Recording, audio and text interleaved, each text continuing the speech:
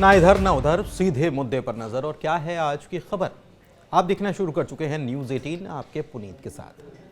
Gangs of Wasseypur film आपको याद है, उसमें एक डायलॉग आता है जिसमें कहा जाता है कि अगर लड़की अगले 3 घंटे में अपने घर नहीं पहुंची तो हम इलाके में इतना बम मारेंगे कि सब कुछ धुआं धुआं हो जाएगा। हजरात हजरात हजरात, जी हां, लगता है कि अमेरिकी राष्ट्रपति डोनाल्ड ट्रंप ने भी यह फिल्म देख ली है और इसी फिल्म के डायलॉग को उन्होंने ईरान के लिए इस्तेमाल करते हुए कह दिया है कि अगर परमाणु कार्यक्रम ईरान निरस्त नहीं करता तो अमेरिका इतना बम मारेगा कि पहले ईरान ने ऐसा कभी कुछ देखा भी नहीं होगा। दिलचस्प बात यह कि ईद के दिन ही अमेरिका की तरफ से या कहें ट्रंप की तरफ से यह धमकी सामने आई, लेकिन धमकी से इतर क्या कोई तैयार भी है?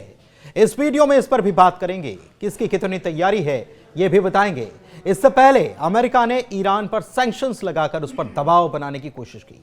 दूसरी तरफ इजराइल यह चाहता था कि उसने ईरान के परमाणु रिएक्टर्स की जो मैपिंग कर रखी है, उसी मैपिंग का फायदा उठाकर अमेरिका उसे हमला करने की परमिशन यानी कि हरी झंडी दे दे और हथियार भी दे दे।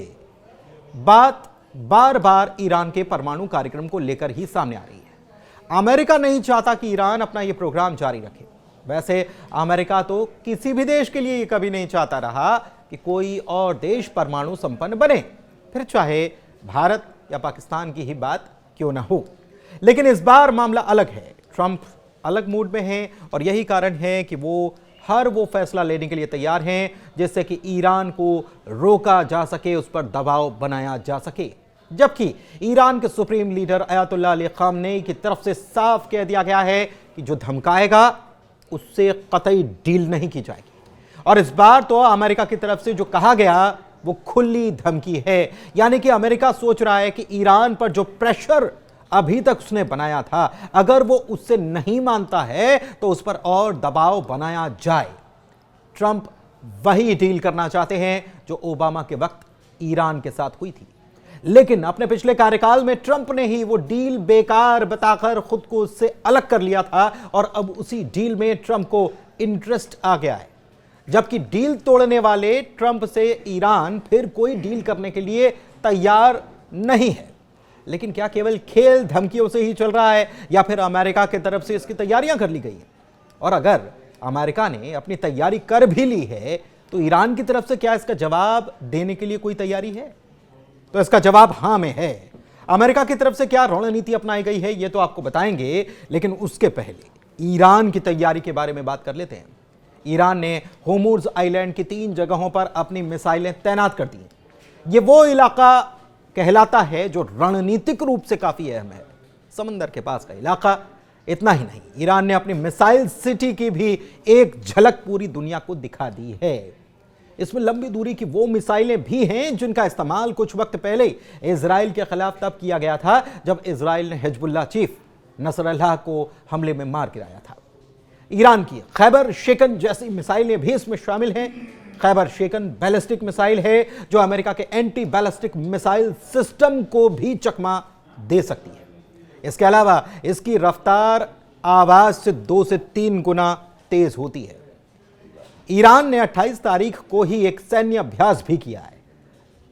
इसी 28 मार्च की हम बात कर रहे हैं। यह मिलिट्री एक्सरसाइज ओमान और फारस की खाड़ी में की गई है, जिसमें लेबनान, इराक, यमन के करीब 3000 जहाजों को शामिल किया गया था। इसके पहले भी 9 मार्च को ही ईरान ने रूस और चीन के साथ मिलकर भी चाबहार पोर्ट के पास ओमान की खाड़ी में मिलिट्री एक्सरसाइज की थी। इस दौरान कई और देशों की भी मौजूदगी इसमें नजर आई थी। वैसे भी रूस और चीन हमेशा से ही ईरान के साथ दिखाई दिए। रूस जहां सैन्य सहयोग के लिए ईरान के बिल्कुल बगल में खड़ा दिखता है, तो चीन ईरान पर लगे सैंक्शंस के बावजूद बड़ी मात्रा में उससे तेल खरीदता है। वैसे भी जब से ट्रंप ने टैरिफ को लेकर चीन पर नकेल कसने की कोशिश की है, तब से ही चीन साफ तौर पर यह कह चुका है कि वो हर प्रकार की जंग के लिए तैयार है, फिर चाहे वो टैरिफ को लेकर हो या फिर और कोई जंग ही क्यों ना हो।